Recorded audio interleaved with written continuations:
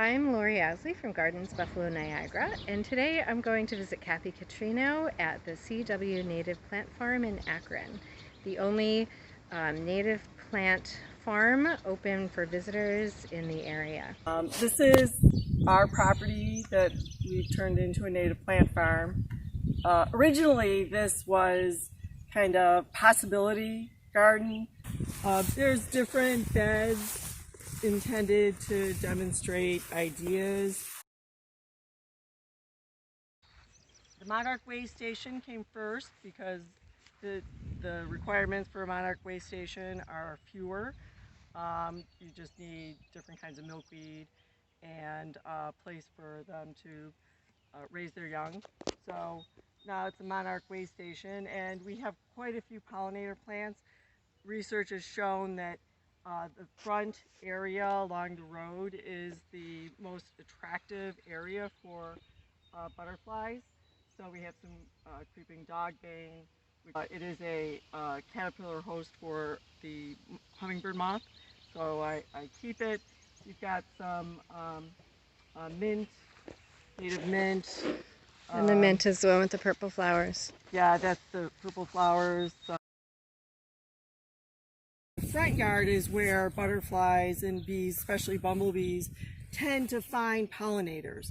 This is a dogbane, like creeping dogbane. I see that you are certified wildlife habitat, and then yes. I see that you have milkweed here.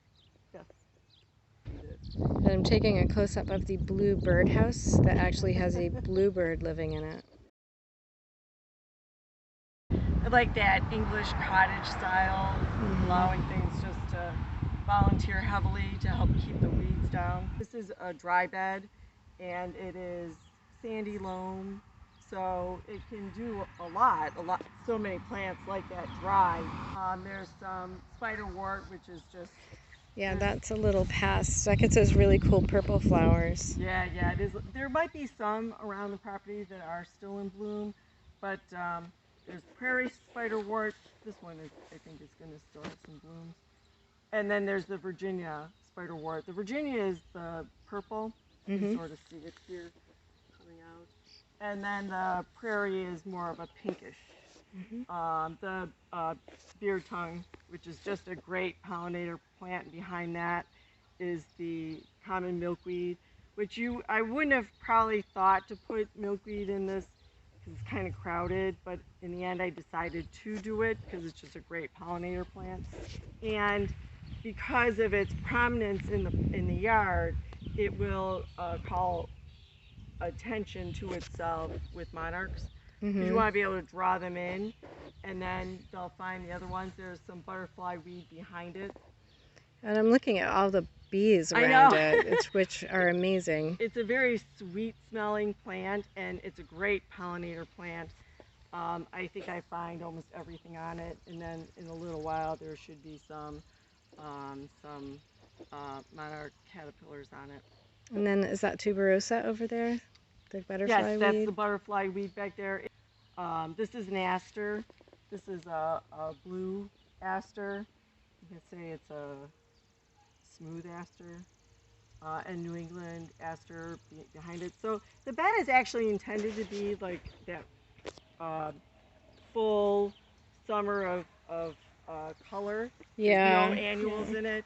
Is that Baptisia on the other side too? Huh? This is cutleaf coneflower. There's some New Jersey tea there, which is just a great pollinator plant.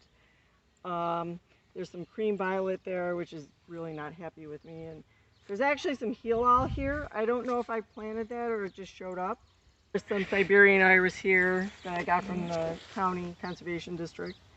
I think that's a downy violet down there too. I want the violets to kind of take over. I got some purple coneflower.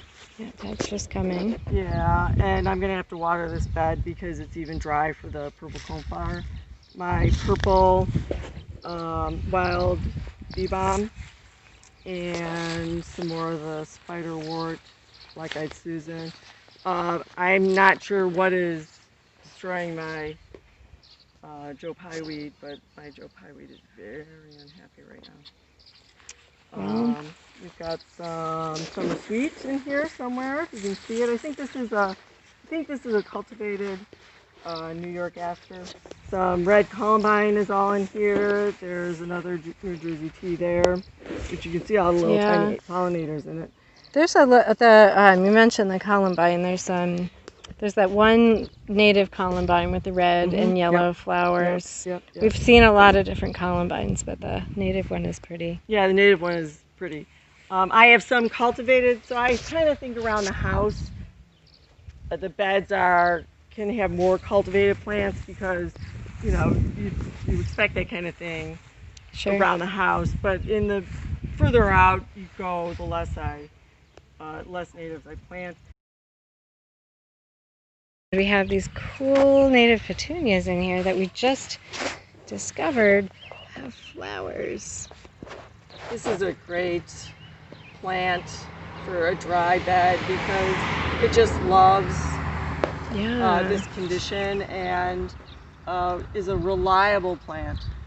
And in a rock garden, it's perfect. And then more world milkweed. Yep. And what's the purple? The harebell. Harebell. And swamp milkweed, and of course the purple coneflower loves it in here. Yeah. And then the moonflowers, which I planted because my husband has an attachment to it. I guess his grandma used to plant it, so I wanted to do that for him. The thing I have in here, which is cool, which is the pussy toes. Oh, yeah. I don't know if you've ever. Oh, I got some bugs. Oh, I got little baby crickets in there. This is pussy toes. I didn't realize I had it in here until I had it, or I saw it the other day. This is the caterpillar host plant of the American lady butterfly. Oh, cool. And I just think pussy toes is cool. Yeah. Curly everlasting and pussy toes are the American lady host plant, and certainly deserves more attention than it has gotten, especially since it does love this dry conditions. Over here is my experiment with the wind. Can get as high as 60 miles an hour across this open Oh gosh, field. yeah.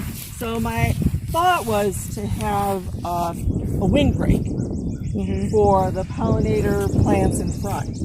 Also some chokeberry, which is a great plant, some eastern sweet shrub. Oh, I love those. Yeah. And this is heavy clay, which a lot of New Yorkers have. Yeah. And all of these plants, except for maybe the lilac is not especially heavy here. But it gets a little too wet because this comes down into an extremely wet area. And the only way to really soak up those wet spots in a garden is to plant stuff. A rain garden or some trees that will help soak that up. What do we have here? What's this one? I think that's Small's penstemon. There's some beard tongue over there. There's rose mallow in there. There's golden Alexander, which is the caterpillar plant host plant for the black swallowtail. And swamp milkweed, because of course this is wet and clay and it's pretty happy here. Common milkweed. I'm also going to put bunch flower in here. I got a couple of those. So this is very much an example of kind of a wet clay area. So that when people come, they can see their yard in these beds. And I've chosen to do straw or old hay mulch. I was going to ask about the mulch. Yeah, so it mimics leaf litter. So it decomposes and helps break up some of that clay. Sure. So I'm using it here because, frankly, it's much better for the garden, sustainable. Old hay and straw is good for nothing other than mulch. And no tree has to be cut down in order to create the mulch. These trees in this unmowed area, they love it because they're protected. They have native prairie grasses like big blue stem, little blue stem, switchgrass, Indian grass in there to create more of a grassland. And this is intended to my representation of the medicine wheel garden, and the stones have meaning. Stones pass. It also attracts the sun and nourishes the plants. The lines north, south, east, and west, the 4 quadrants have meaning. They have special colors to represent the different quadrants. North is the one I remember the most, which is white, represents winter, and so it represents the seasons as well as representing when you think about the mother, crone, child kind of concept that you see in some religions. Right. So there's heal-all, which is a native plant, and many people have it in their yards, which is all here small, he is. but it has purple flowers. It's a pollinator plant as well as an all-round good. And I think a lot of people consider that a weed. Yeah. Which is unfortunate. Yep. There's grape blue lobelia. There's St. John's wort. There's black-eyed Susan. Right. There'll be some other plants I put in here, but I also use the stones to delineate between the plants. There's skullcap, blue flag iris. And so we put this bed in last year using the lasagna method, which is you use cardboard or newspaper. It was not labor intensive. And then we decided to try the straw bale gardening, which is the newest thing, because so many people have restrictions in terms of being able to bend over or bend down to weed. The straw bale gardening is a way of no-till gardening that you can grow almost anything except for maybe corn, and we're trying carrots. I don't know how well it'll go, but the whole idea here is to show people what is possible in terms of straw bale gardening. If people in the city don't want to till up their lawn, you can put pallets around this or wood, or you could put this in and this would be bed. Considerably less expensive than the usual alternatives. Absolutely. The only difference between straw bale gardening and in the ground gardening is that you do have to water more, and you do have to condition the straw bales. But in the end, there's less weeding, there's no bending over. It's just a much easier way to garden. So getting to the back of the property, and here we have wild cherries. Wild black cherry loves this wet environment. Got some red maple, some box elder, but the wild black cherries are just spectacular.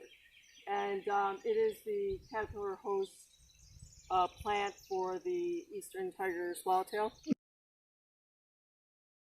All right, so here we are in the back of the property at Murder Creek. Yes, and this has a variety of invasive and native.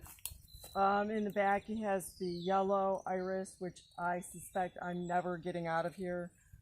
We have some Eurasian or some multiflora rose, which I'm trying to get out. But underneath, we have these beautiful ferns. They may be ostrich fern, and it goes all the way down into the wet. We have some anemone, which the canadensis. Yeah, it's over here. Some mayapple back here. We have to get this area next for the multiflora rose. Sure, this is more than your average weeding. Oh yeah, yes, absolutely. And then I see we're touched by the ash borer. You know, we have some beautiful black oaks in this area, so I have some live stakes of black willow. I'm not sure I can put back there because the ice shear, this is seasonally flooded up to, well, up to here. We have some sycamore, little seedling sycamores that made it, thank God. Some stuff just did make it, and hopefully with this series of maneuvers, we can finally re-tree back here. But it is just such a challenge trying to re-tree this kind of environment to save the soil. But it is so important to do, and because this is an unusual way of doing things, trying to re-tree a completely logged out area in a seasonally flooded ice shear area is something I've found not many people know what to do. We went on a winter tree hike, and I found that there's just a vast array of native trees and bushes and plants that we're unaware of. The diversity is incredible. They have a hackberry, which is a marvelous plant. They had pawpaws there, which is fairly rare in Western New York. But also things like black oak, black maple. And then I started, because I was just amazed that we had these things that I did not know. I never learned in school. I just had no idea. And I started looking into it, and I found, well, we have like half a dozen, maybe more native oaks to this area. And all you'll ever see is pin oak, which is easy to grow and easy to transplant. Maybe a red oak, which is usually so root bound it doesn't really survive if you plant it. But there's scarlet oak, there's chestnut oak, there's blackjack oak, which is a oak of the mountains, and you find them in dry places. And they're all provide niches of habitat so that these valuable trees can exist in every environment to provide food for our local species. And I found monarch caterpillars, I found a variety of birds, and I became interested. And I just felt that these things deserve to be offered to the public in case they're interested. So, finding a focus on the native plant farm of things that are grown sustainably, grown as efficiently as possible, given the fact that I may have to spend a little bit more to make sure that the plants are healthy, and providing plants that people can get nowhere else. So providing chestnut oaks for people. Scarlet oaks are stunning in the fall. They're a beautiful oak, and you won't find them very many places because either they've been logged out or they're just not provided to people. And the hawthorns, which I think to me are just an important part of the ecosystem that people aren't focusing in on. They live hundreds of years, and they're some of the oldest living trees. They're the ones that we have are now dying, and if they aren't replanted, we will lose that important species, which is in the top 12 of important species for caterpillars and insects. And just finding people something that they will plant in their yard that will help with these pollinator pathways and provide enough sustainability for the birds to live and us. Because if people take Doug Tallamy's understanding of keystone species to heart, then they'll understand that if we lose the oaks, if we don't replant the oaks in the incredible diversity that we have, then we will begin to see the domino effect of losing species after species after species. You can open space to wildlife. You can find a way to allow them to coexist, which is one of the things that I try to focus on, making space for wildlife. It doesn't have to be in your backyard, but finding a way to allow a robin to nest on your back porch, or finding a place for phoebes to live in your front entryway. The phoebes have eaten all of my biting flies. My swallows, my barn swallows and tree swallows, which I have found a place for them to nest, they eat all of my mosquitoes. I think that finding a way to do that in the world is where we can begin to use and appreciate the native species, the native plants, the native wildlife as a partner in the world and help us heal our souls, really. The hummingbirds, which you can maybe hear in the background, they pollinate all my tomatoes. They pollinate all my peas. I give them what I can. I give them some nectar. I give them some annuals. I do feed the birds because the birds need that little extra help because we've taken so much from them. And it may be in the wintertime, they have, little support to survive a harsh winter, or maybe they have one more baby survive in the summer. And it all gives back to the land. And the same with honeybees. We know honeybee colony collapse is really a thing now. And corporate America is looking at honeybees as a way of farming them. They're a commodity. So you grow them for a year, and then if they die, well, you can always grow more. But I don't think that is really a really healthy, appropriate way to look at honeybees.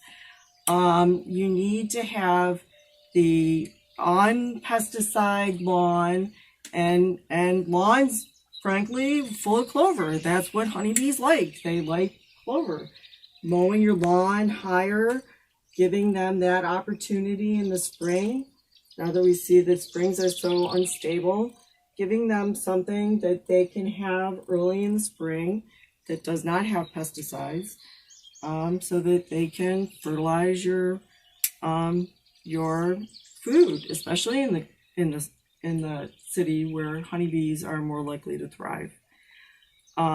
Having front yard native habitats for marauding bumblebees because they forage differently. Honeybees like the planned gardens. They like to have flowers all in the same place because they go from flower to flower. Honeybees prefer a meadow. They like wide open spaces where they can forage on all sorts of plants. This heals my soul. I do this because I feel that there is a way to give back. And this is something that I can do that is valuable, that will help everyone. Community gardens in the city, beekeeping in the city, all of these things are important pieces to the puzzle that will allow species to sustainably live with us. This is valuable work.